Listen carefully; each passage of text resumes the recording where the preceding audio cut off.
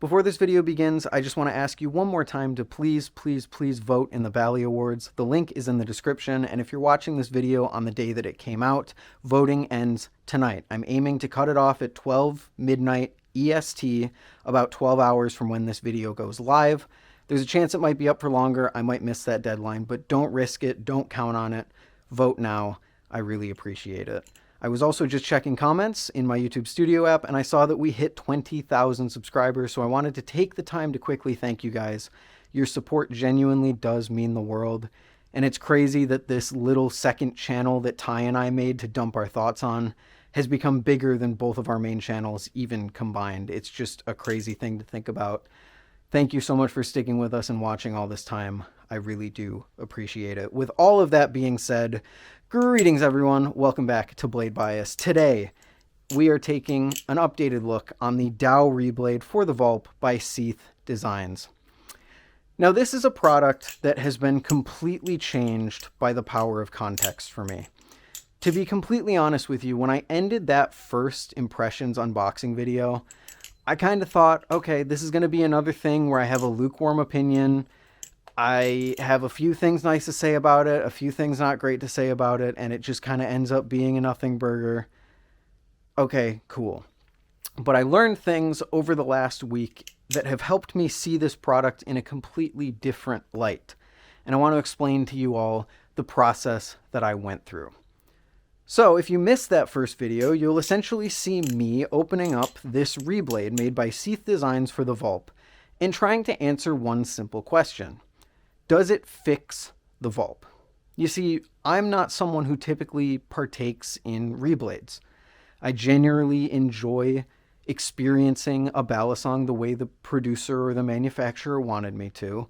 And with the rare exception of a few examples where the balisong is made to be completely customizable or it just has a huge problem, Reblades just aren't typically for me. And when I do see them and I do enjoy them, they're usually an aesthetic change or they work to fix something that was wrong with the original design. So when I saw a Reblade for the Vulp, a balisong that has a very notorious and widely agreed upon problem, my immediate first thought was, okay, well, it has to fix that problem, right? But what happens when that assumption is completely and totally wrong? Well, I had to find that out myself because Seeth Designs left a comment on that original video basically saying, hey dude, I didn't make the Reblade to chaplain any better for the Vulp.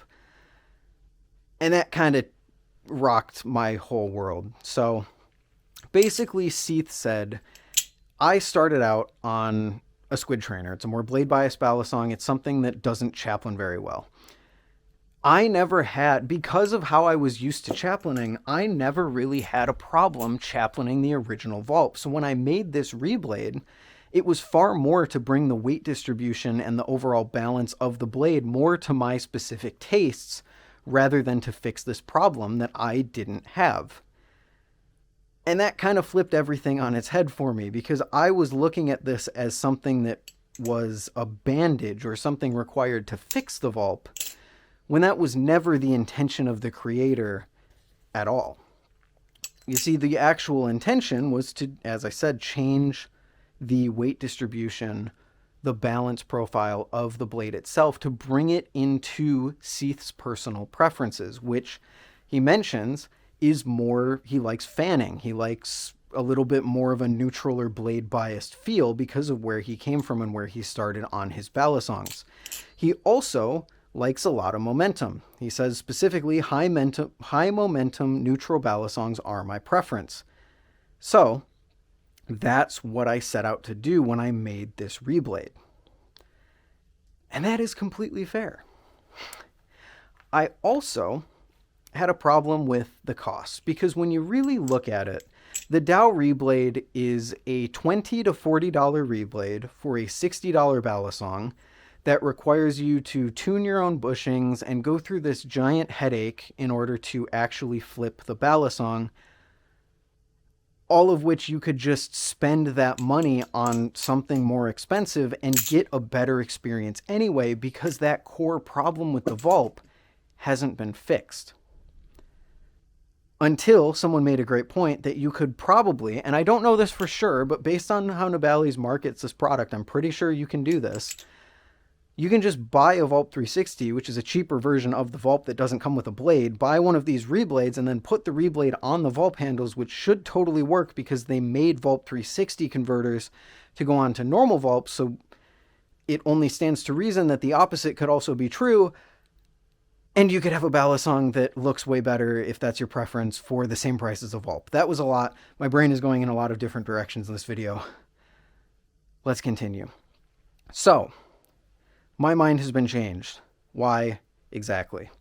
Let's have a little lesson in weight distribution. Weight distribution is essentially how the weight is distributed. Duh, Ethan, you can't use the word in the word you're trying to define. If you take all of the weight of a Balisong, how is that weight spread out throughout the design? Let's look at the blade of the Vulp specifically. You can see that there is this big flat area with a lot of metal, and the Vulp is relatively thick and even getting thicker up until this midpoint, at which point it tapers off until it comes to a point at the end here. And there is a little bit of metal here, but it's nothing compared to the width and the amount of material that's down here. That being said, the weight distribution here is pushed in towards the pivots because that's where all the weight is. Compare that to the Dao Reblade. You can see that we get thin, it's very thin, thin, thin, and then about right here, it thickens up and it pokes out until it comes to a smaller point.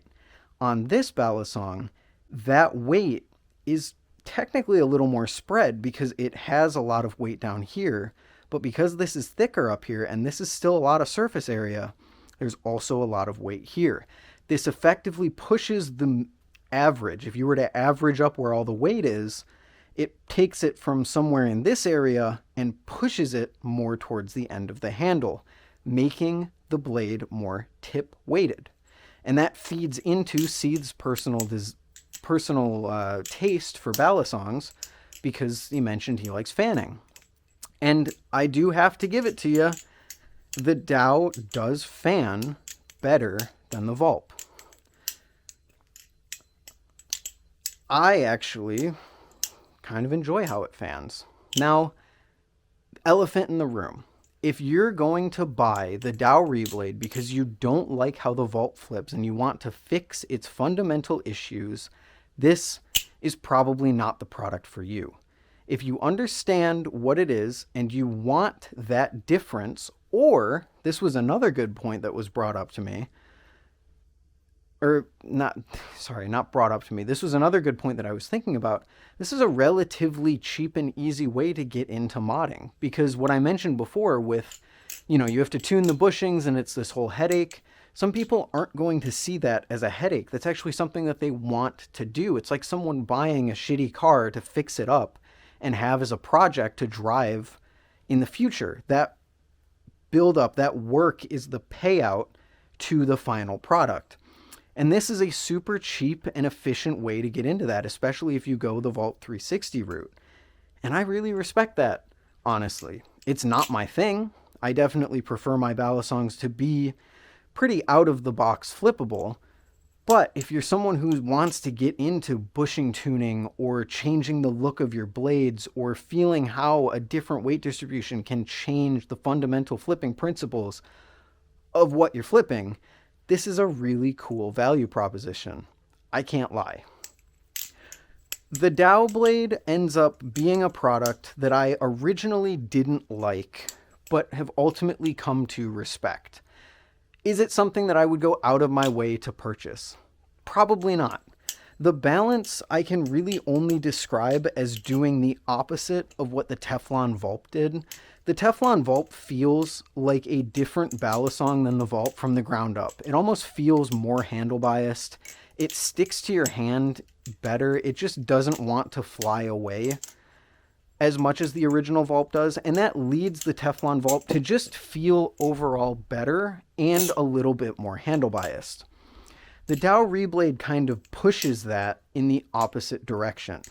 This is what happens when you have a Teflon Vulp situation, but instead of going a little bit more handle biased, you go a little bit more blade bias.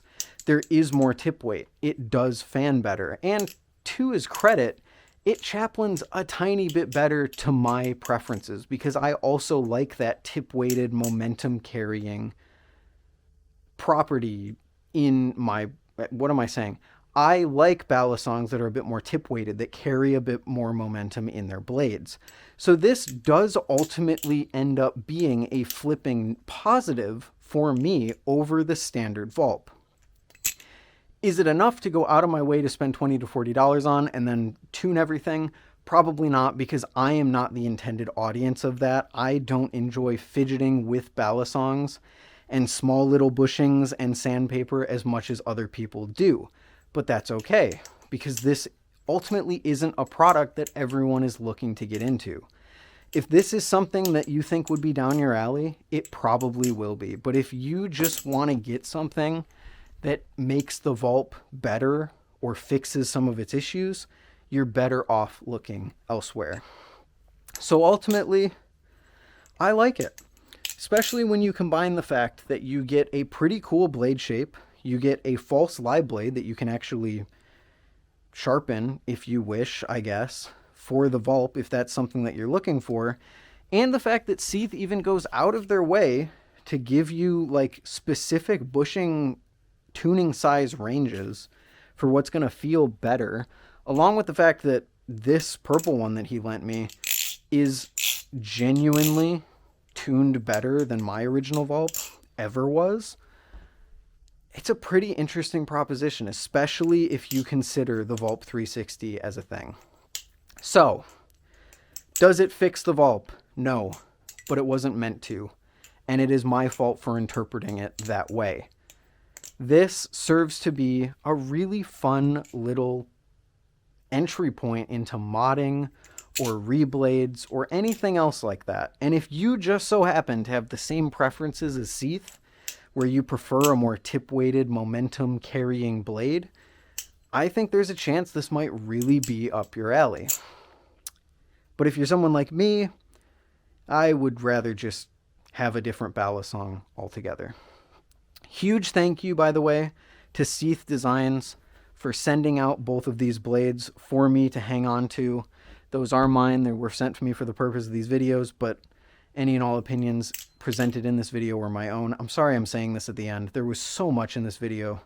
Anyway, this purple one was super thoughtful. I'm really glad he offered to send this to me because it just allowed me to take it out of the package and get going and making videos on it. But I will be sending this back to him. This is not mine to keep. But huge thank you to Seeth for sending this stuff out.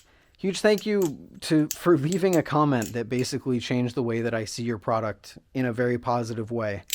And a huge thank you to you guys, both for 20,000 subscribers and for everything else, for watching this video until this point. If you're still here, I do appreciate it. I hope you all have a wonderful week, and I'll see you in the next one.